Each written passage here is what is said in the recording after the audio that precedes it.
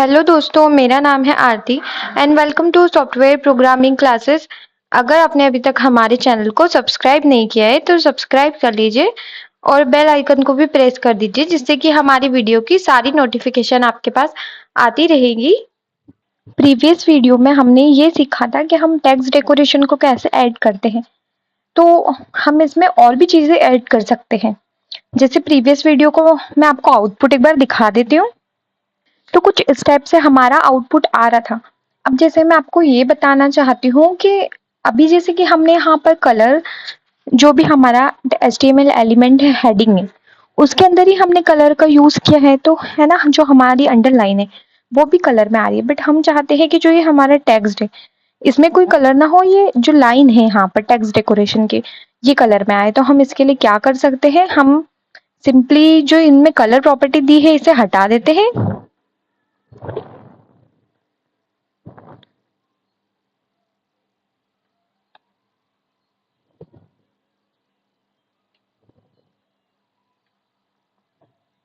तो आप देख सकते हैं कि जो हमारा आउटपुट है इसमें जो ये लाइन है अभी इसमें कोई कलर नहीं आ रहा है, और जो हमारे टेक्स्ट है वो भी अभी सिंपल आ रहा है। तो अगर हम चाहते हैं कि जो हमारा कंटेंट है उसमें कलर तो ना आए लेकिन जो हमारी लाइन है उसमें कलर आए, तो अब हम सिंपली इसमें क्या कर सकते हैं, जो कि हमारा ये हमने टेक्स्ट डेकोरेशन दिया है यहाँ पर हम लिख देते हैं रेड, हमें रेड कलर चाहिए। और हम इसके बाद में लिख देते हैं रेड कलर चाहिए, ये मैं पहले बताती हूँ आपको करके। तो आप देख सकते हैं कि जो हमारी अंडरलाइन है वो रेड कलर में आ चुकी है। तो स्टेप से भी आपको एक एज अ नॉलेज पता होना चाहिए जब आप कोई वेबसाइट बना रहे थे। और हम इसके अलावा ये भी कर सकते हैं, जैसे कि जो हमारी लाइन है उसको हम स्ट्रेट लाइन के अलावा कोई और लाइन चाहते हैं तो हम उसके लिए यहाँ पर लिख सकते हैं वेव, वेव अंडरलाइन। तो आप देख सकते हैं कि जो हमारी लाइन है वो वेव्स में आ चुकी है। ठीक है, तो स्टेप से भी आप लाइन टेक्स्ट डेकोरेशन का यूज कर सकते हैं। और इसके अलावा भी बहुत सारे तरीके से, जैसे कि हम वेव की जगह कुछ और भी दे सकते हैं, डॉटेड। तो आप देख सकते हैं कि जो हमारी लाइन है वो डॉटेड फॉर्म में आ गई है। तो स्टेप से बहुत सारे तरीके से आप जो भी अंडरलाइन है वो दे सकते हैं। डॉटेड के अलावा आप इसमें और भी चीजें होती है, जैसे मैंने यहाँ पर लिखा डैश। तो डैश में क्या होता है कि डैश में कुछ इस टाइप से हमारी जो लाइन है वो डैश डैश डैश के फॉर्म में आ रही है। तो इतने सारे तरीके से आप टेक्स्ट डेकोरेशन का यूज कर सकते हैं।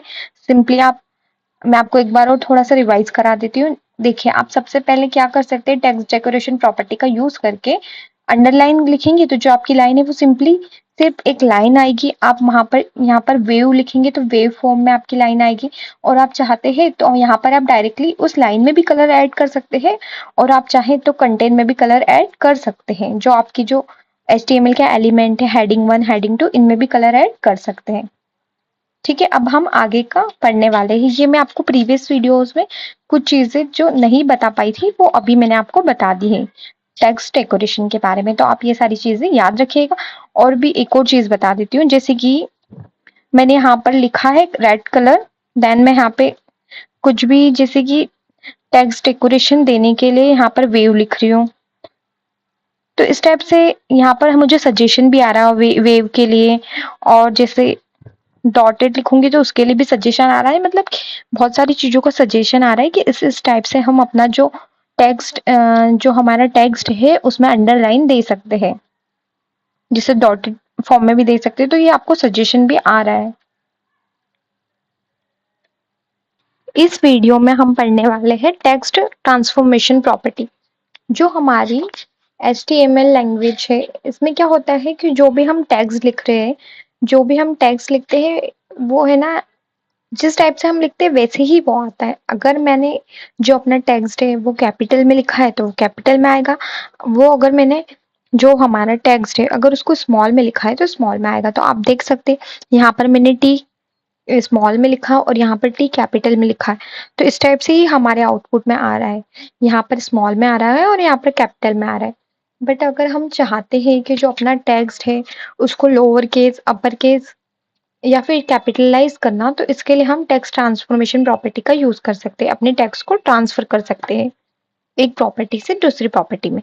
तो आप देख सकते हैं टेक्स्ट ट्रांसफॉर्मेशन मतलब जो हमारी प्रॉपर्टी है वो अपर केस होगी, लोअर केस होगी या फिर कैपिटलाइज होगी, और नन मतलब नॉर्मल रहेगी। ठीक है, तो अब मैं यहाँ पर आपको करके बता देती हूँ।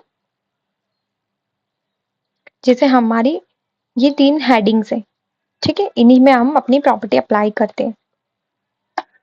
अब मुझे अपनी जो हेडिंग 1 है इसमें मैं आपको एक बार है ना, यहाँ पर मैंने पूरा स्मॉल में ही लिखा है, अब मुझे यहाँ पे इसको कैपिटल करना है। तो हमें क्या करना होगा, टेक्स्ट ट्रांसफॉर्मेशन प्रॉपर्टी का यूज करना होगा। तो अब हमें इसको क्या करना है, अपर केस करना है।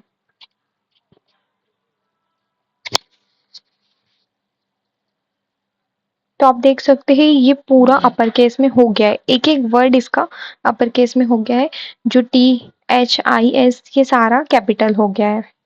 अब हम इसको फिर से एक बार लोअर केस करके देखते हैं।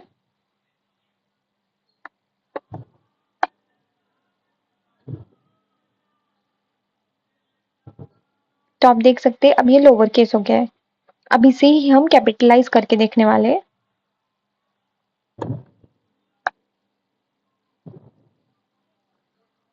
तो आप देख सकते हैं इसका जो फर्स्ट वर्ड है, जब भी हम कोई कंटेंट लिखेंगे कैपिटलाइज में क्या होगा, जब भी हम न्यू कंटेंट लिखेंगे तो उसका फर्स्ट वर्ड जो है वो कैपिटल रहेगा, बाकी सारी चीजें स्मॉल रहेगी।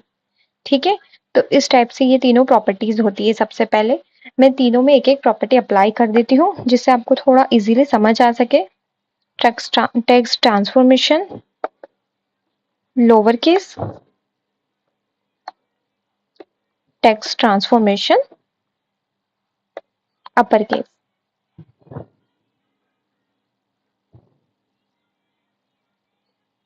तो आप देख सकते हैं मैंने तीनों में एक एक प्रॉपर्टी अप्लाई कर दी है।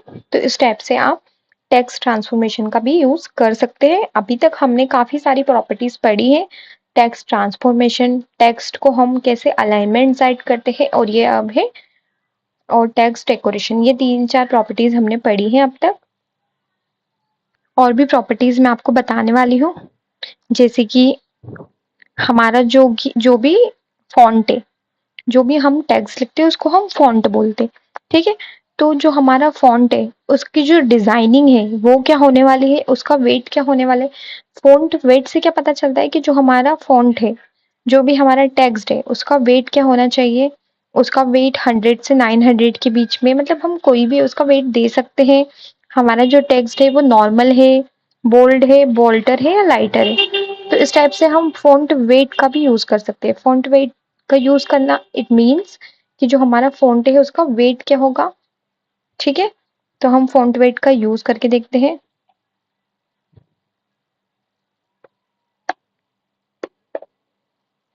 Font weight, font weight property का यूज किया हमने। देखिए अभी मैं यहाँ पर इस प्रॉपर्टी को हटा के बता देती हूँ। अभी आप देखिए जो हमारी हेडिंग 1 है वो कितनी लाइट और एकदम बोल्ड दिखाई दे रही है, बिकॉज हेडिंग 1 ऑलरेडी बोल्ड रहती है बाय डिफॉल्ट HTML के अंदर।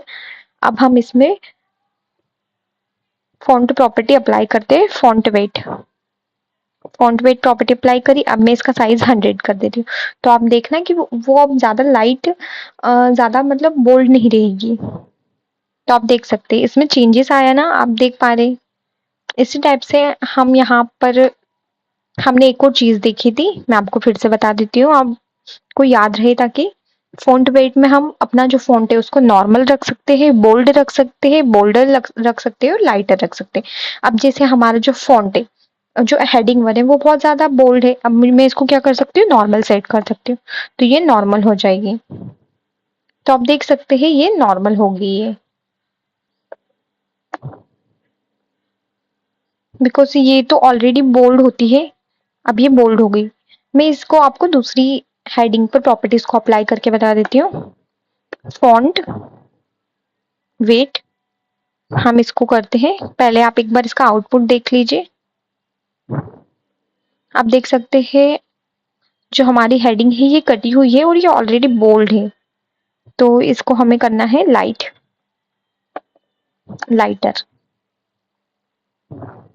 तो आप देख सकते हैं ये लाइट हो चुकी है। तो इस टाइप से आप इन सारी प्रॉपर्टीज का फॉन्ट वेट का यूज कर सकते हैं। 4 टाइप से होते हैं हमारे पास font weight, bold, bolder, lighter and normal. ठीक है, और आप इसमें वैल्यूज भी दे सकते हैं कि आपके जो टेक्स्ट है उसमें उसका साइज कैसा हो, उसका वेट कितना हो। ठीक है, अब हम फॉन्ट फैमिली के बारे में पढ़ने वाले। फॉन्ट फैमिली, बहुत सारी टाइप की फॉन्ट फैमिली होती है। अब जैसे फॉन्ट फैमिली इट मीन, देखिए जैसे हमारा जो आउटपुट है उसके पास चलते, ये जो हमारा आउटपुट है, अब जो हमारा टेक्स्ट है अब ये नॉर्मली लिखा हुआ है। अब हम चाहते हैं कि ये इटैलिक में लिखा हो या फिर इसमें कुछ डिजाइन हो, जो भी हमारी एबीसीडीज लिखी हुई है यहाँ पे, जो भी हमारा टेक्स्ट लिखा है, इसकी स्टाइलिंग सेट करने के लिए हम किसका यूज करते हैं, फॉन्ट फैमिली का। फॉन्ट फैमिली काफी सारी होती है, आप उसे याद नहीं कर पाएंगे, बट आपको उससे अवेयर रहना भी जरूरी है। जैसे कि फॉन्ट फैमिली मैंने लिखा, तो बहुत सारी फॉन्ट फैमिली होती है, आप ये देख सकते हैं कितनी सारी है ना। तो मैं यहाँ पर एरियल का यूज कर लेती हूँ।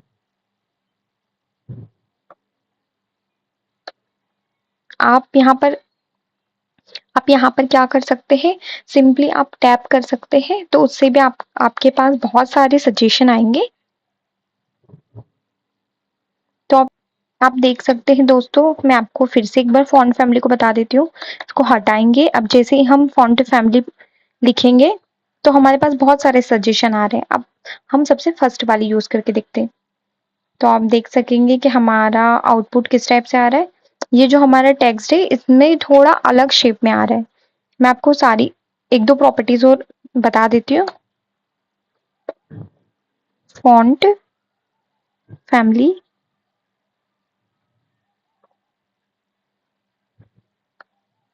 तो आप देख सकते हैं हमारा टेक्स्ट बहुत अलग आ रहा है। तो इस टाइप से आप फॉन्ट फैमिली का भी यूज कर सकते हैं। मैंने आपको ये इतना जल्दी जल्दी इसीलिए बता दिया बिकॉज ये बहुत नॉर्मल है, क्योंकि इसको इतना ज़्यादा यूज़ में नहीं आता है। बट आप जब भी कोई वेबसाइट बनाएंगे तो आपको अपने टेक्स्ट को किस टाइप में रखना है, ज़्यादातर हम टाइम्स न्यू रोमन का यूज़ करते हैं। अपनी जो फॉन्ट फैमिली है ना उसमें टाइम्स न्यू रोमन का यूज़ करते हैं। तो आप इस वीडियो में अभी हमने पढ़ा है जो भी हमारा टेक्स्ट है उसको हम चेंज कैसे कर सकते हैं, ट्रांसफर कैसे कर सकते हैं। फॉन्ट वेट पढ़ा है और फॉन्ट फैमिली पढ़ा है। अब नेक्स्ट बाकी सारी चीजें हम नेक्स्ट वीडियो में पढ़ने वाले हैं। आई होप कि ये सारी चीजें आपको समझ आई होंगी, और अगर आपको नहीं समझ आई तो आप एक बार हमारी प्रीवियस वीडियो को भी देख लीजिए, जिससे आपको और अच्छे से समझ आने वाला है। अगर आपको हमारी वीडियो पसंद आए तो अपने दोस्तों में भी शेयर कर सकते हैं, हमारे चैनल को सब्सक्राइब कर सकते हैं। Thank you for watching my video.